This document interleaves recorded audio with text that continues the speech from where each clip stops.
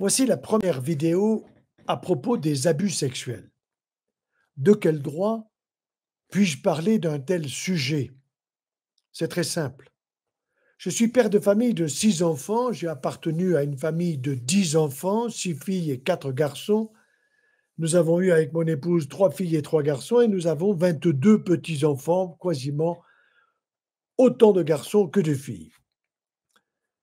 Et pendant toute ma carrière médicale, chirurgicale et de cancérologue, j'ai essayé de garder quasiment un jour par semaine, le jeudi, pour passer dans les écoles et expliquer aux enfants, parler aux enfants de 3 sujets. Le premier qui les intéresse guère, la santé. Le deuxième, plus important, l'amour. Le troisième, la sexualité.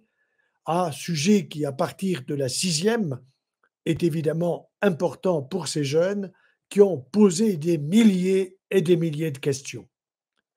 C'est à partir de cette expérience que je me permets aujourd'hui de venir sur le sujet des abus sexuels, des violences sexistes et sexuelles. Il est certain que on les observe sur tous les continents, dans toutes les sociétés. C'est une véritable gangrène sociale. Depuis les années 68-70 en Europe et dans le monde, la sexualité s'est ouverte. On a même parlé de pansexualité. Toutes les orientations sexuelles ont été étalées au grand jour. Toutes les intimités ont été filmées, photographiées, discutées. Et au fond, cette libération de la sexualité a permis aussi la libération de la parole.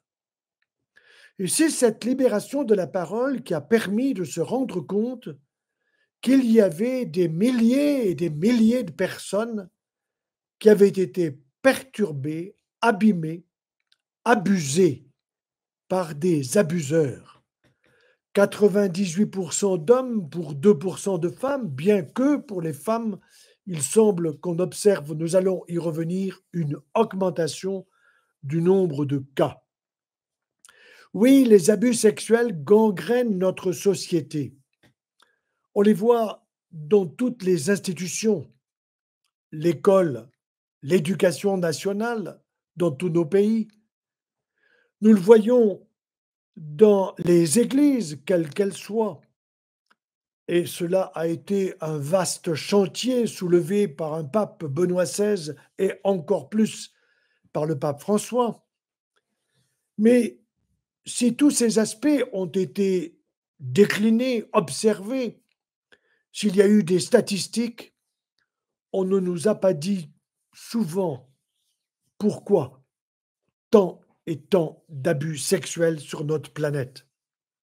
Au-delà de l'éducation nationale, des églises, ces abus ont été observés dans le sport, tous les sports, dans l'art, dans la littérature, dans la politique et même dans la médecine.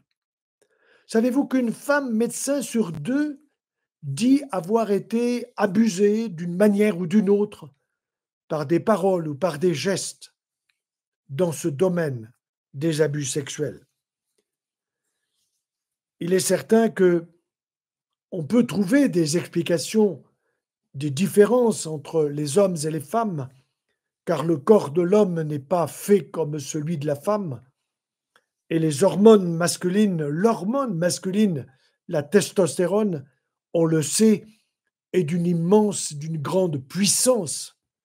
Puissance pour donner de la force, du muscle, pour donner de la vitesse, mais aussi puissance dans le domaine de la sexualité, pas simplement pour l'acte sexuel, mais pour influencer notre cerveau, parfois pris par des pulsions ou des compulsions, qui fait qu'il existe des attirances extrêmement importantes, le plus souvent entre le masculin et le féminin, bien qu'elles puissent être possibles également entre personnes de nature masculine ou de nature féminine.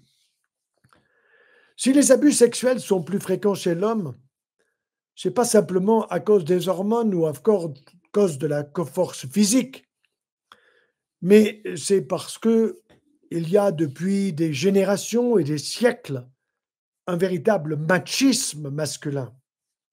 Ce machisme qui fait qu'on a mis la femme de côté et que dans certaines religions, dans certaines sociétés, la femme est considérée comme un être second, ce qui est totalement faux et même qu'il faudrait probablement inverser. Mais ces abus sexuels, on les a vus aussi dans les familles, avec l'inceste d'un père sur ses enfants. On a eu des cas aussi de femmes sur un enfant. Et il paraît impensable pour un père de famille qui aime ses enfants ou une mère de famille qui aime ses enfants qu'il ou elle puisse avoir des façons de faire, des gestes, même des paroles qui puissent être blessantes. Car les abusés sont des personnes gravement blessées, des blessures qui peuvent durer une vie entière, avec des comportements parfois difficiles à comprendre par le reste de la famille, avec des états dépressifs successifs, des relations difficiles à nouer dans le domaine général de la société, de la famille, dans le domaine de l'intimité.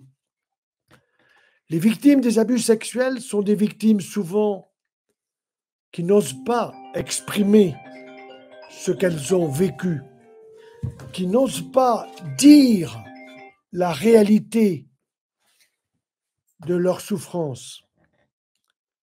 Et ces dépressions peuvent malheureusement conduire, dans certains cas, vers le suicide. Des relations personnelles difficiles, une vie intime perturbée.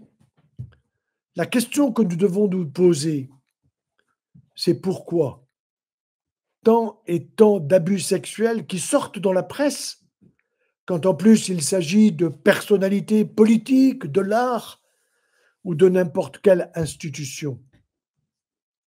Pourquoi tant de cas? Il est normal que la société se protège.